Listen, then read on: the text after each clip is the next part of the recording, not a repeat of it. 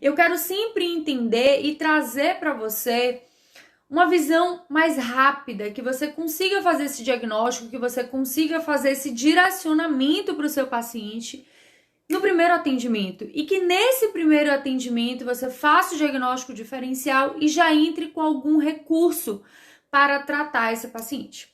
E aí, eu quero saber de quem já está aqui, eu quero que vocês me respondam. O que geralmente vocês fazem no tratamento da tendinite do supraespinhal? Qual é o primeiro direcionamento? Por onde que você vai? Qual é a primeira caminhada, né? Ou arriada as malas com o seu paciente quando você suspeita ou quando você já recebe um diagnóstico médico de tendinite do supraespinhal? Onde você começa a tratar? Coloca aqui para mim.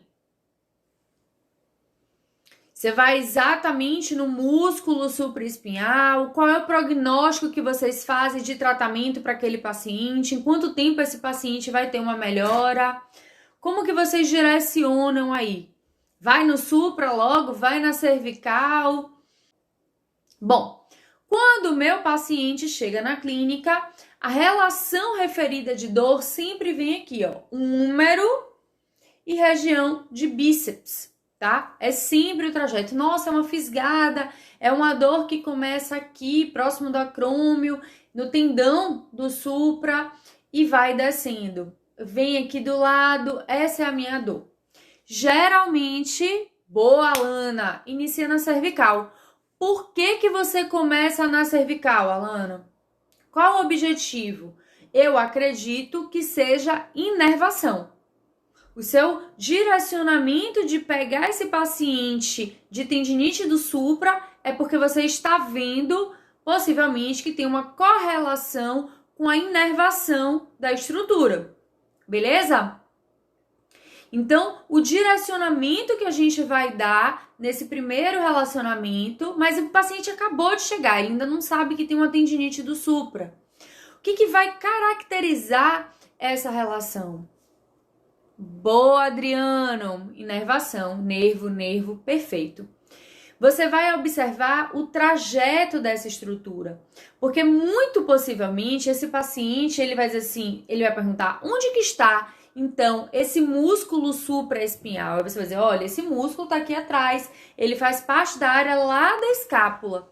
Mas, doutora, a minha dor é aqui na frente. Então, você vai começar a trabalhar uma região posterior, sendo que a minha dor é na frente, sendo que eu tenho uma limitação, porque possivelmente esse paciente vai chegar para você com que ele vai chegar também, a depender do tempo que já tenha, com uma relação de bursite, alteração na bursa. Então ele já não tem muito movimento, o ombro já está congelado, porque lembre que o paciente não chega tão rápido para você, né?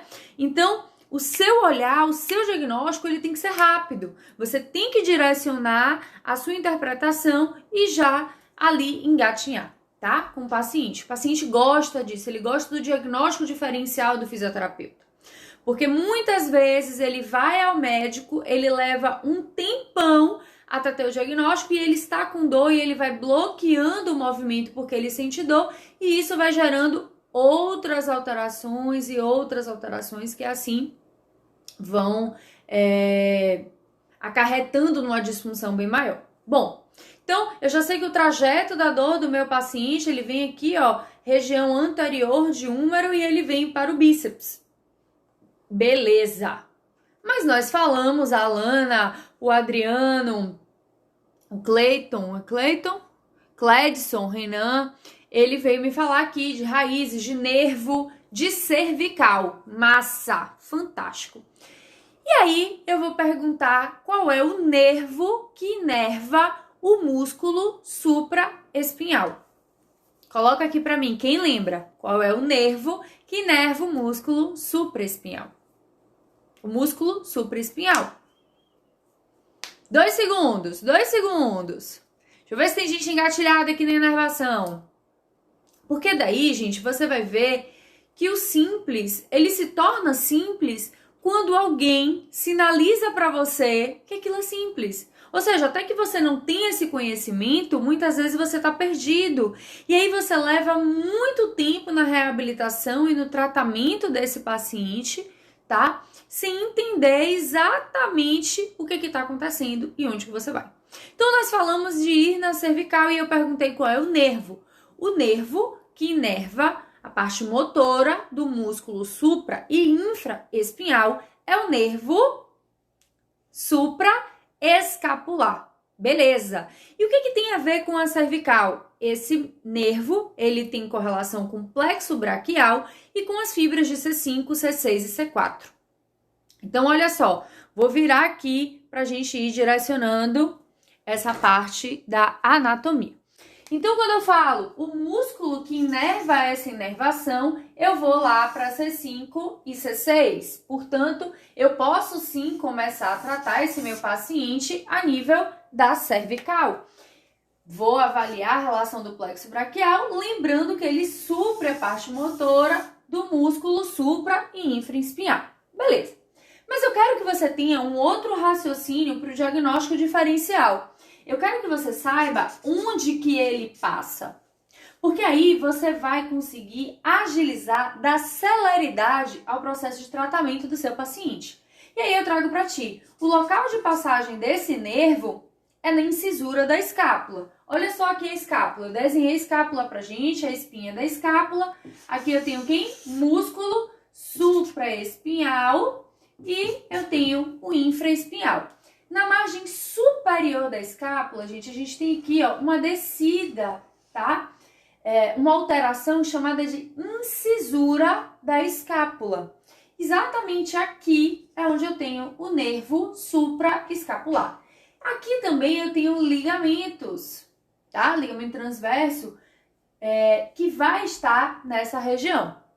Então, eu agora já sei aonde está esse nervo e eu vou direcionar a minha atenção por onde passa esse nervo, porque depois ele vai penetrar aqui no músculo supraespinhal e infraespinhal, fazendo a inervação da sua parte motora. Mas você está vendo aqui que eu coloquei em vermelho outras conexões musculares, porque eu quero que você vá além da relação do músculo supraespinhal. Eu quero que você faça um diagnóstico aberto, eu quero que você tente entender o que está associado com essa causa. E aí eu vou trazer para você, ó, músculos como grande dorsal, que está aqui embaixo, redondo maior, redondo menor, tríceps, romboide, músculo levantador da escápula. Bem, estamos todos aqui fazendo suas conexões, devidas conexões. E o que isso tem a ver com a tendinite do supraespinhal e com o nervo supraescapular? Será que num paciente de tendinite do supra você trata a restrição ou a mobilidade da escápula? Paranhos? Tá muito louca você hoje.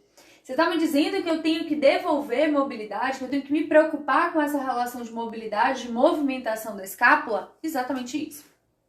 Gente, se eu tenho qualquer alteração dessa estrutura, ou seja, se eu tenho um grande dorsal puxando aqui para baixo, se eu tenho um músculo trapézio fazendo essa tensão para cima, junto com o músculo levantador da escápula, eu tenho já uma alteração direta nessa estrutura da escápula e que isso vai alterar o quê? A área da incisura da escápula, onde eu tenho o nervo tão importante, que é o supraescapular. E aí, eu vou aqui para trás para ler e eu quero que vocês me digam se vocês conhecem o que a literatura vem chamar de síndrome do gargalo. Já ouviram falar nessa síndrome? Síndrome do gargalo. Coloca aí sim ou não para vocês. Hoje eu fiz uma enquete lá na minha clínica, a galera que trabalha comigo, ninguém sabia o que era a tal síndrome do gargalo. Você sabe o que é, criatura? Coloca aí para mim, sim ou não? Bom, pelo visto, ninguém sabe o que é a síndrome do gargalo. Então, eu estava falando da correlação músculo-esquelética aqui envolvido. Se você tem uma tensão exacerbada em músculo trapézio, em músculo levantador da escápula, que não é uma coisa incomum, que não é algo difícil de acontecer, você pode ter o que nós chamamos de síndrome do gargalo. É quando acontece uma compressão do nervo supraescapular e que causa várias alterações aonde? No músculo onde ele inerva. Então, observe que tratar a tendinite do supra, ela deve ter um olhar extremamente amplo e diagnóstico diferencial. Porque assim, você não vai estar apenas apagando o sintoma, melhorando o sintoma do seu paciente. Você vai estar tratando o nervo que inerva a musculatura. E quem é que manda na musculatura? É o nervo. E se esse nervo, a passagem de onde ele vem, ele não está bem, o que vai acontecer? Vai gerar toda uma alteração da função muscular. Então, é obrigatório que eu faça uma avaliação e veja se tem microtraumas na área dessa escápula, se tem tensão na musculatura. Eu tenho que ir em todas essas musculaturas e liberar ela. Eu tenho que ver se esse húmero aqui que está em contato, a cabeça do húmero, por exemplo, aqui, ó, onde eu tenho o supra e o infra, tá? Eu tenho que ver se nessa região o húmero está em anterioridade, se o húmero está em inferioridade, que são lesões que nós estudamos avaliando a anatomia. Então, ó, está em inferioridade, está em anterioridade, esse braço está para frente, a escápula que está para trás, né, vendo a espinha. Porque se esse húmero estiver em inferioridade ou anterioridade, ele vai gerar uma carga que vai repercutir aonde? Na incisura da escápula, que vai repercutir no tendão do supraespinhal também. Então, tratar a tendinite do supra é vir avaliando essa relação anatômica. Eu estou falando apenas de anatomia. Outra coisa que eu tenho que avaliar, a mobilidade desse ombro. Então, eu vou avaliar o ritmo, a movimentação da escápula. Eu sempre avalio a mobilidade do húmero, a flexibilidade. Eu atendi, gente, uma paciente de 95 anos com dificuldade de fazer elevação, de fazer abdução extrema.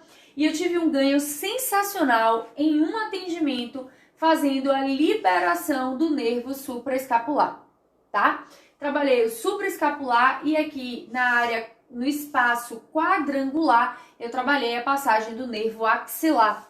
Então, para essa paciente, eu trabalhei o nervo supraescapular e o nervo axilar.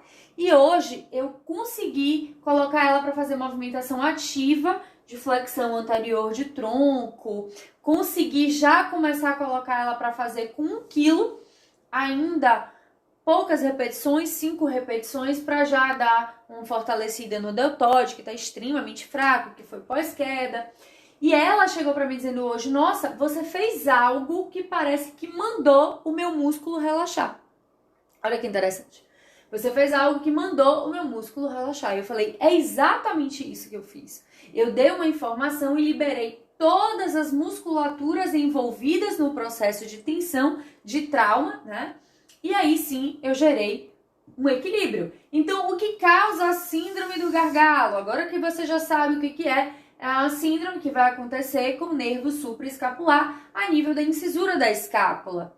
E dessa forma, você vai avaliar se tem atrofia muscular, se tem restrição de mobilidade do ombro.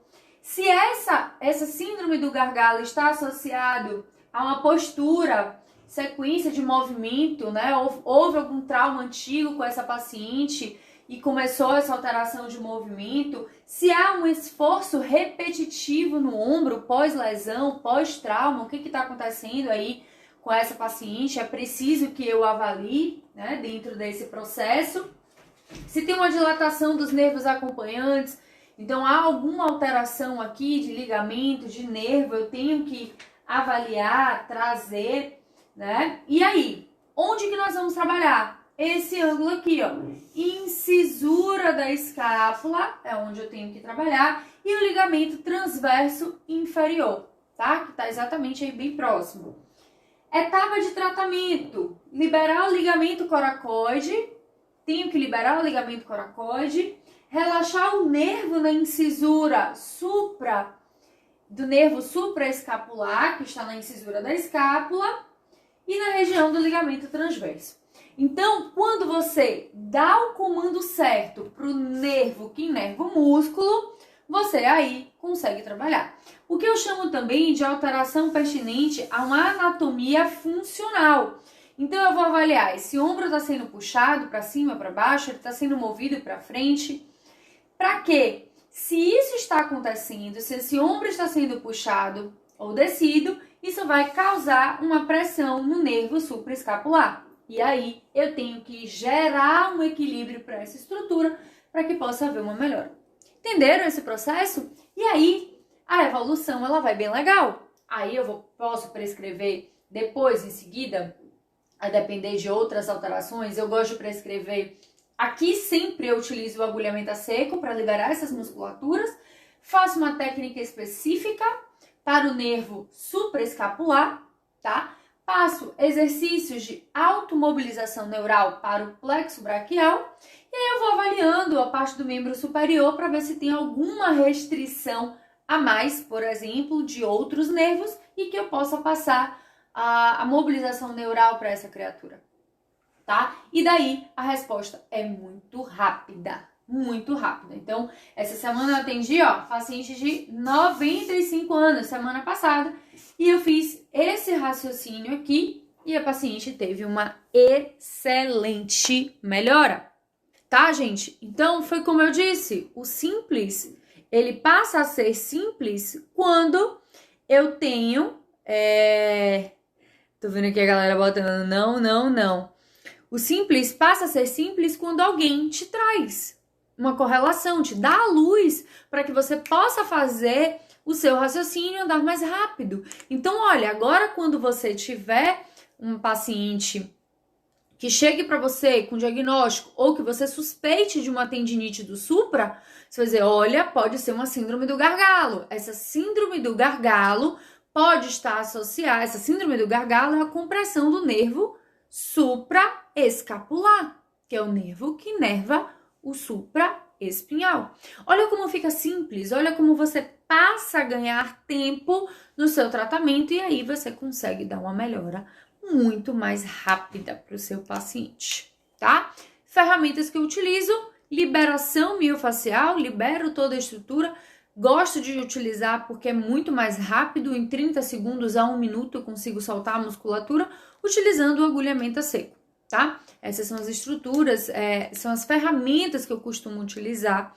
Gosto também de associar, além da mobilização neural, da liberação do nervo, eu gosto de utilizar terapias por ondas de extracorpórea pneumática, que são terapias por ondas de choque, que eu tenho um excelente resultado, que eu vou no tendão, e estou estudando as repercussões agora do agulhamento a seco no tendão do supraespinhal, para ver se é interessante, se tem uma resposta legal. Alguns colegas, inclusive, me disseram que sim, mas eu gosto de ver literatura de pesquisa de quem já pesquisou e ver na minha prática clínica. Ainda não vi nenhuma literatura, não achei, e ainda não utilizei na minha prática clínica desse processo, tá?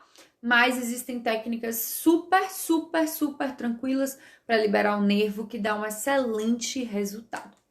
E aí, sim, acho que eu consegui cumprir minha meta aqui de 15 minutos.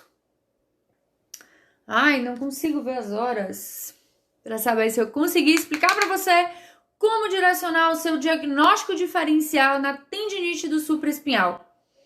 Agora eu vou abrir 30 segundos. Eu quero que você coloque aí se você conseguiu entender como chegou para você essa informação da síndrome do gargalo e se agora vai ficar mais fácil tratar a tendinite do supra. Operação do dia cumprida, farei sempre o melhor para que você tenha um diagnóstico diferencial mais rápido para o seu paciente e dê celeridade no processo de tratamento do seu paciente.